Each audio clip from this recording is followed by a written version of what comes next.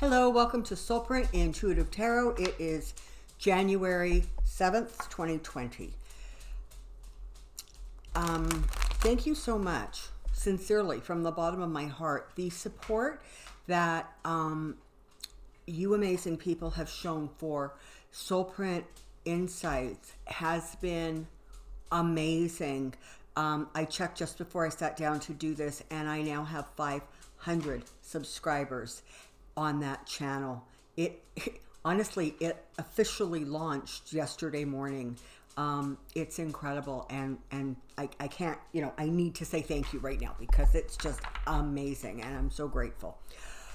Okay, so quite the little bunch of events going on in the world, frankly. So today I thought what I would do is I wanted to just take a look at, it's sort of three areas. I want to take a look at how Trump's doing. I want to take a look at how the Republican Party is doing, and I want to take a look at how the Democratic Party is doing. There's so much upheaval, and this whole situation with Iran, and for those of you who corrected me, I got Iran and Iraq mixed up at some point in my previous video on this. I apologize.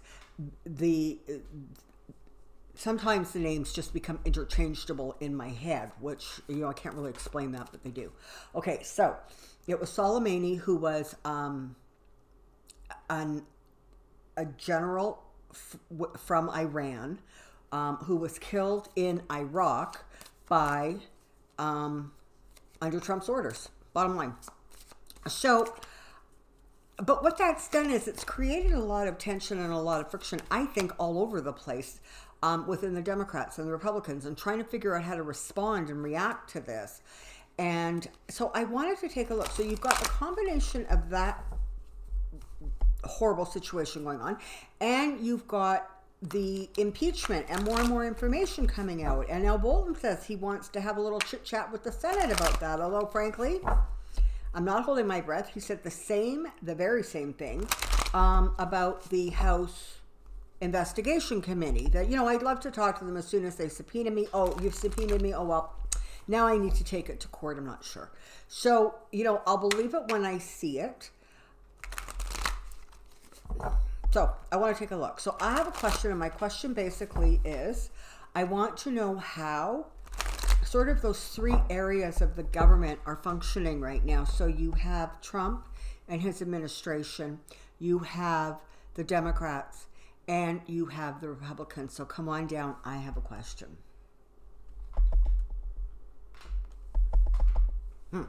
Sorry, just not getting that sitting the way I want it to. Okay, so let's find out about Trump, the Republicans, and the Democrats. There we go. Trump, Republicans, Democrats, Trump, Republican, Democrats, Trump, Republican, Democrats.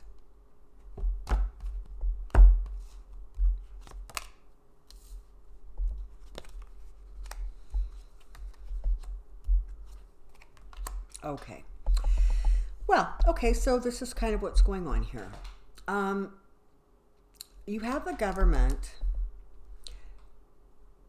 both sides of the government, okay, both the Republicans and the Democrats, kind of in a quandary, for the most part, about how to sort of try to settle things down and calm things down, particularly with this situation with Iran, because even though Trump may not know this or have figured it out, or more probably doesn't care, but any country that has their troops anywhere in the Middle East are now at greater risk. The country of the United States has been put on high alert because of these actions and the threat that has created. I saw this morning that Canadian Iranians who are trying to cross the border from Canada into the United States are being heavily scrutinized This is not a good situation that he has sort of catapulted not only your country, but by extension the entire world into. And the entire world is chaotic enough without him creating an explosion where there didn't need to be one, and him sending in his wrecking balls to kind of destroy everything in sight because, he likes to function in chaos and craziness. So you've got people really scrambling behind the scenes trying to figure out exactly how they are going to sort of ratchet things down and calm things down. And on the other hand, you have Trump who's yelling and screaming, and he is ratcheting things up with every tweet and every insane, asinine statement he makes. So there's a lot of kind of commotion going on right now. And this is the problem, right? Is that I still maintain that part of the reason that this action was taken was because Trump really, really was looking to distract from the impeachment situation. And what better way? I mean, he has a history of this, right? Whenever something is going on that he doesn't like, he just causes something else to explode somewhere else so that everybody's attention is diverted. And I find it, I digress. Okay, I find it infuriating, absolutely infuriating. And I'm a Canadian, so I can't even fathom how absolutely aggravating it must be for Americans to have a government who treats them, one, as if they are too stupid to not understand basic facts, to think that if anything's slightly complicated, that's just beyond the skill set of the American people. And to treat them as though if that they can't handle two things at the same time. They can't walk and chew gum, right?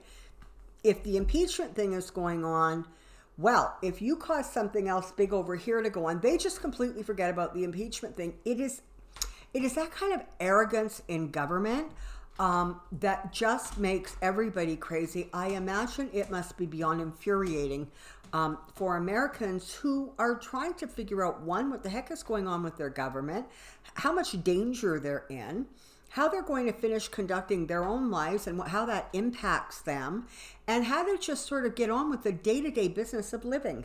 So, but that is the mentality that you're dealing with here. You're dealing with people who just hold literally the citizens of the country in such low regard that they actually think that they can lie, 15,000 times, and it's fine. It's okay. People aren't going to mind. And, what has happened, of course, is Trump has permeated that area. And so now all of his administration and all of the Republicans, everybody's just sort of in this place of, well, we're just going to say whatever the hell we want because, they'll believe us because they don't really have the ability to put one and one together. It is just crazy making. Come on back down. So part of what's going on here is that, he's trying to create an explosion in one place so that the truth can be minimized or ignored in another place. And as always with Trump, it is about what is for his benefit, whether it is for his benefit for a re-election or whether it is for his benefit for the impeachment, for the Senate trial, whatever it is always completely dependent on what is best for him. He could care two hoots about the country and the destruction he brings, again, with that wrecking ball mentality of his. He thinks he's going to be victorious. He thinks that this is going to increase his coffers, basically, increase his abundance, his assets. It's going to make him more important and wealthier and more successful. He really does. What a twisted little brain. And what you have flanking that is death and judgment, followed by, which followed the tower. So he's not going to like when the judgments come down. He's really, really not. And frankly, they're going to come down in a bunch of different ways. I've said this before. His demise is brought about literally death by 1,000 cuts, okay? And so every time you see things not going his way, which honestly is almost all the time, whether he loses personally or as president, a court case, whether a ruling is against him, whether it is more information being reported by amazing journalists that are out there doing incredible investigative work, whether it is a John Bolton saying, you know, I'm going to talk. Those are the 1,000 cuts that ultimately are going to bring him and his presidency to a stop. So it's like what he thinks is not, in fact, sort of the reality. And it really does feel like everybody except him gets that, right? Everybody else gets it, but he doesn't. So here we have one of my trump cards, and here he is dealing with a broken heart, and, you know, bad news and things that, you know, are not reflecting well for him. And normally I very often read the Magician as a really positive card, but in this case, it's coming through as the trickster aspect. And so, you know, to sum up these three cards, it literally means Donald Trump and his dirty tricks are going to end up in a broken heart situation, okay?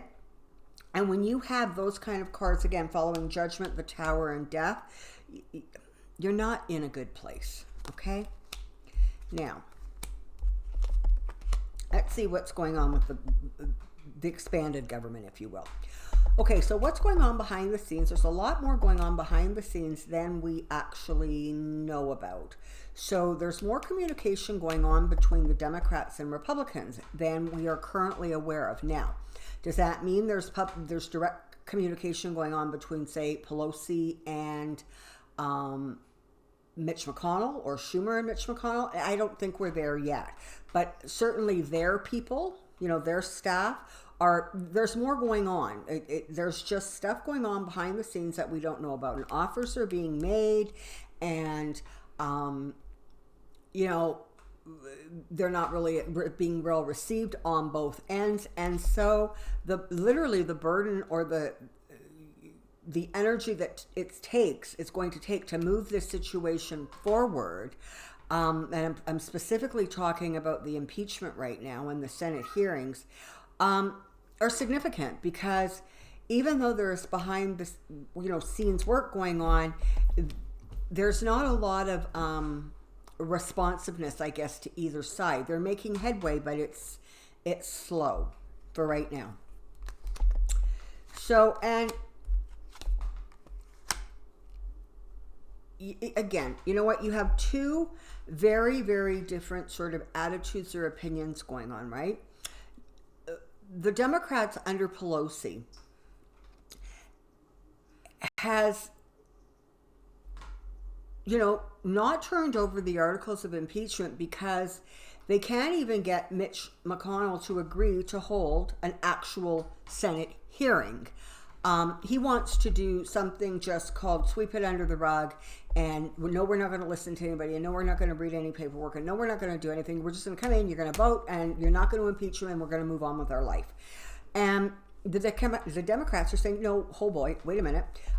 We need, because of that attitude, and because you have screamed from the rooftops that you are anything but an impartial jury member, we need some guarantees here. We need some things set in concrete, because you simply can't be trusted. The stuff that you say that comes out of your mouth is more for effect, we hope, but it's not received well, okay?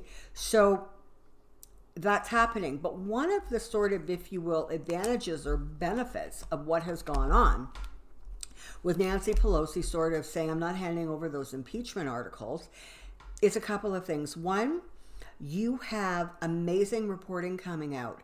And so the investigations that are going on with the Intel Committee, or any other committee, the sort of that impeachment, that body of impeachment, those investigations, they're continuing. And there is more stuff that they are finding out behind the scenes. And more importantly, there is more and more stuff that's coming out in public.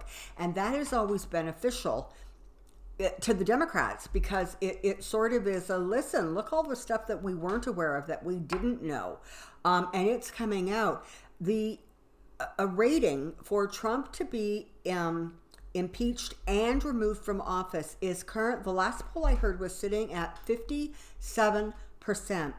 So the day that the impeachment vote took place, that was 87%.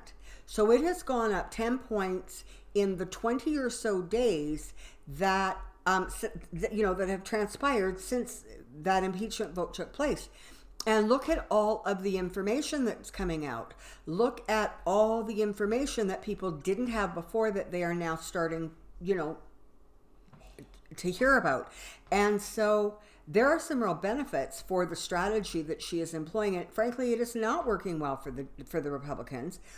Because as much as they say, oh, you know what, this is going to be terrible for the Democrats, they're not going to be able to, deal with the whole nomination situation and deal with the impeachment situation. Again, the audacity of a government saying, no, you can't walk and chew gum at the same time. It's serving them very well, because the Republicans are not, the longer this drags out, the more attention is brought to it and the less ability they have to sweep this thing under the rug. So while they may say, oh, we're hurting the Democrats, they are not. Like Trump, they seem to be kind of self-sabotaging, right? And how much of that has to do with Trump's demands? Well, you can bet, a fair amount. And it has to do with McConnell's ego, because he likes being the Grim Reaper. He likes being that place or that person that, doesn't compromise and doesn't try to work anything out with anybody. Truly behavior of a toddler. It's really a tribute in some ways to the strength of the United States that you have a toddler in chief and a House Senate toddler. A Senate leader toddler. Okay? The country has actually still managed to function to varying levels of degree and success. So it's not working out well for them, okay? More and more information is coming out. More things are being exposed. It is creating a situation where there is so much spillage, so much stuff that still has to be looked at. And frankly, the Republicans are almost scared to turn around because they don't know what else hasn't been exposed, brought to the light yet. But they have that sick feeling in their stomach that they're far, far, far from actually being done. So while Trump thinks that the impeachment and this almost war with Iran is good for his reelection and personal benefits, he is wrong. While the Republicans think that being obstinate and just talking in ways that doesn't actually bear intelligent conversation, they think that's going to serve them, and it's not. And what you have is another aspect of the government that is just very cool and very methodical. And they just continue to unearth things. And with the help of journalists, they unearth more and more. And then you have Bolton coming out and saying, I want to talk. So all of those kinds of things are putting more and more pressure on the Senate under McConnell. And they're definitely putting pressure under Trump. So anticipate this. Anticipate this. So the more this continues, as this month unfolds, you are going to see behind the scenes bickering making its way into the public forum. Is this thing like, Donald Trump tweeting and, and he's insulting senators, or he's insulting, congressmen and women, whatever it is, is it going to be some of those people speaking out like Mitt Romney did and say, you know what, no, I actually really want to hear what the witnesses have to say, especially Bolton. So you can just expect more of kind of this really it's just energy that is like bickering and snappy and name calling, and again, all absolute skills of Trump. But what we're not seeing and what is happening is that behind the scenes there is a pulling away of the two sides. So it's not just that Trump is pulling away from the Senate, who he believes has his back. And come on, he's probably not wrong, right? I mean, there's not any clear indicators at this point in time anyways that the Senate is going to do anything but exonerate him. But so here's Trump and here's the Senate. And it's not that the Senate is pulling away from Trump, and it's not that Trump is pulling away from the Senate. It's that they are literally pulling away from each other. And so this is going to create a very, very interesting dynamic where you're going to have a lot of fruitfulness, abundance coming from things that are secret, things that were tried to things they tried to keep hidden, coming to light and being exposed. And more of that sort of behavior that is not in the light, that is not positive, that is not beneficial for the country, that is only beneficial to the very, very selfish demands of people in high places in government and governments by extension. The more that is exposed, the more you're going to actually start to see this sort of pulling away thing, because Trump has put them in a position where they really don't have very much flexibility or movability. Not only has he completely imprisoned himself, but he has also imprisoned the very people that he could have counted on to actually get him out of this mess, because he, just wants everything to go. He's trying to get back the rush that he had on election night. That's what all of the days, 50 or however many days it's been since he took office, he has been trying to relive, to re-experience the rush of election night 2016.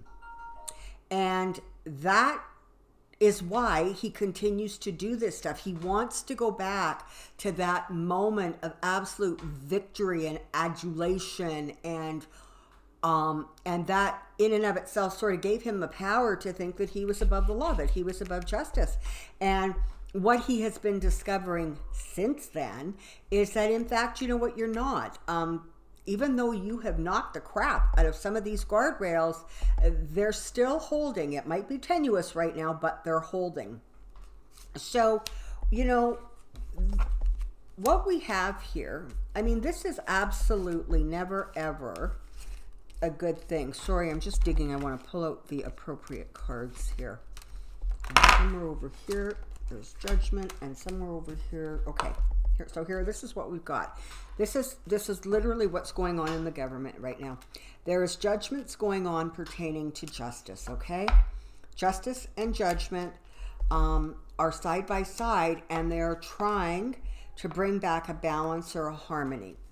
You have death, the devil, and the tower, all as a result of Trump being greedy and miserly, and Trump trying to reclaim sort of that glory that he believes he had in that moment. The situation in Iran is very stressful right now. It is very scary. There are cooler heads trying to prevail, not only from other countries, but within the Trump government itself, within the administration, trying to get things calmed down. And Trump, of course, is doing everything in his power to accelerate the situation. But there's going to be time where it is a period of time that we're in now and we're going to continue to be in that is very, very stressful. It is very worrisome. And that there's good reason for that. Okay, there is blood that is going to be shed. There are going to be terrorist type activities that go on as a direct result of this. And the bottom line is all of it. All of it sits on Trump's shoulders with the assistance of Pompeo.